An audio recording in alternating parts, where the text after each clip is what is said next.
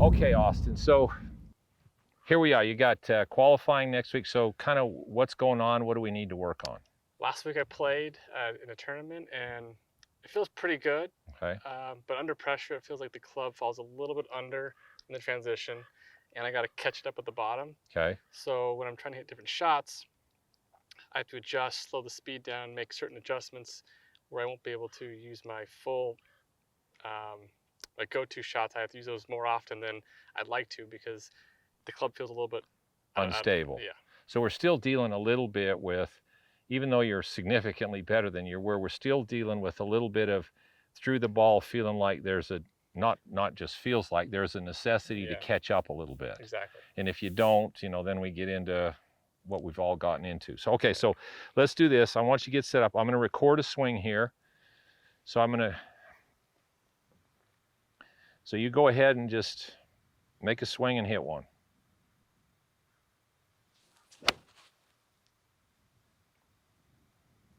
All right, come on back here. We start looking, first of all, and I've already checked, posture's really good. Ever since we changed that on you, you've been really good with it. Now, the only thing I would say relative to posture, and this is kind of an individual thing a little bit, is when we put this line in, we've got static and dynamic. Your hands are a little low. I mean, ideal dynamic shaft plane is right there, T12. Okay. Now, I'm not saying you have to move your hands up, but the club's going to move up a little bit. So we have to use this line as your swing plane relative to, if we're looking at, are you above the plane, you on the plane, where's your right arm and all that kind of stuff. Because this line that you have drawn in here, where your club shaft is aimed, it's a little low, so your hands are going to work up a little. Right. So a lot of guys waste a career. Been a couple of tour players that have come in that have spent months trying to get their hands higher or get their hands lower. Well, they started with their hands too low. Right. So there's a difference between dynamic and static. So there's your dynamic shaft plane. Your posture looks, other than that, spectacular. Knees are over your ankles. Everything looks good. So let's start this back. Okay, freaking textbook. Now for you, I mean, from where you used to be, that's spectacular. Right. Face is good. Everything's really good. That's actually pretty good there. Now when you change direction, right there, see, there's our problem. So two things happened there.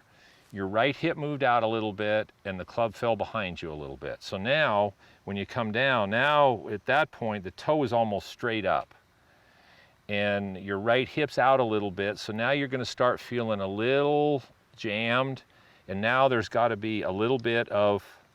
That's exactly what I feel. Okay, we got to get rid of that flip. At your level where you're at, having to twist that face that much, it just makes it very difficult under pressure with all the heat on you to be able to go at one hard. And if you get just a little off, it can go sideways. So what's the reasoning? It's twofold. One, we're going to look a little at your grip.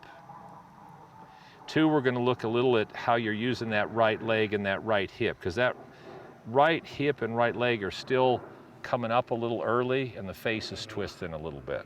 All right.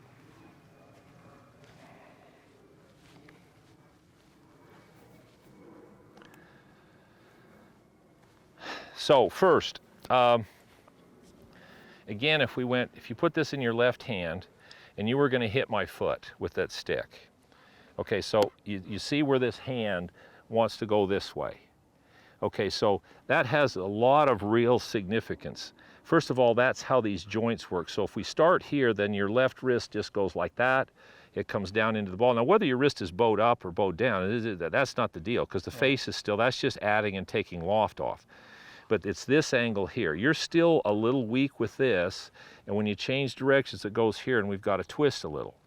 So when you're hitting my foot again, that feeling, where this wrist just goes lever and hit, but it's not having to, when you change directions, it's not twisting at all. Right. Okay, so the other thing that's going to happen is we go a little stronger with your grip and we get this to happen and the face doesn't open. You're not going to want to twist, because the twist is happening because you got to catch the face up. Right. Well, if all of a sudden the face is already caught up, all twist is left. So then we don't hang on, we just use your right hand a little different. So go ahead and set up to the ball. So just humor me with what you think is ridiculously strong. Okay, well, okay.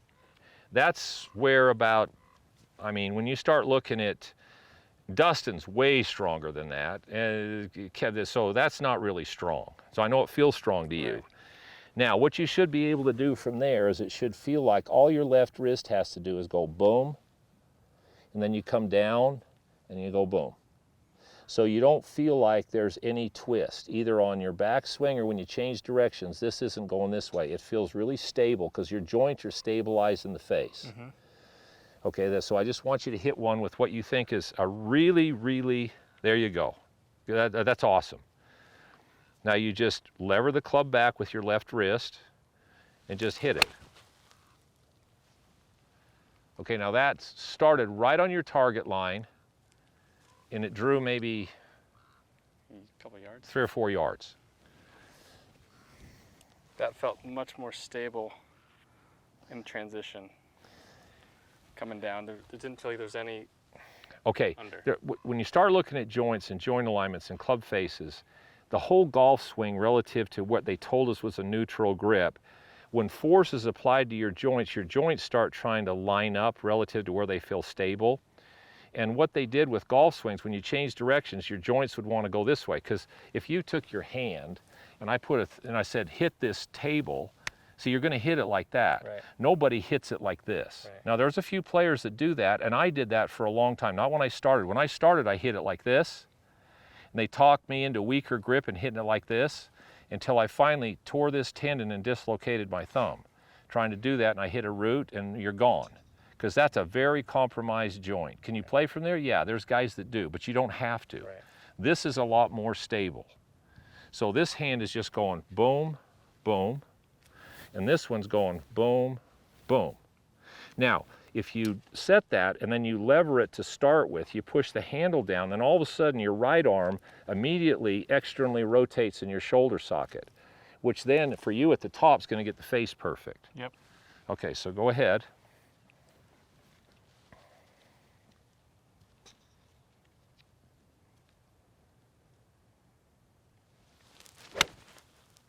All right, awesome. Now let me put that on video. Let's take a look at that one. You have to hit another one for me.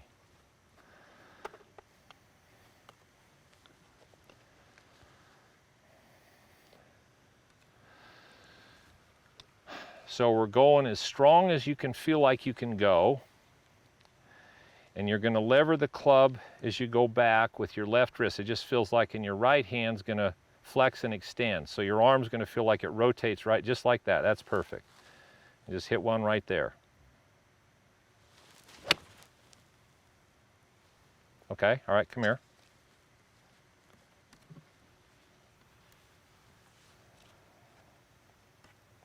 Okay, so what we want to watch here is now that's good. What we want to watch is right. Okay, we're significantly better. I mean, that's almost at a 90-degree angle to your swing arc. Right. And before toe was straight up, it's already in one swing, it's pretty close to right on what you need to be. So then what's going to happen is over here, now you didn't turn it down as much, you still turned it down a little bit. But that's not turned down nearly as much as the last one was.